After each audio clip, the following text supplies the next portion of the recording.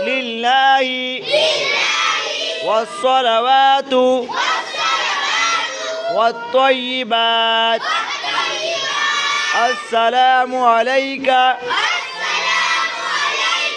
أيها النبي ورحمة الله وبركاته السلام علينا وعلى عباد الله الصالحين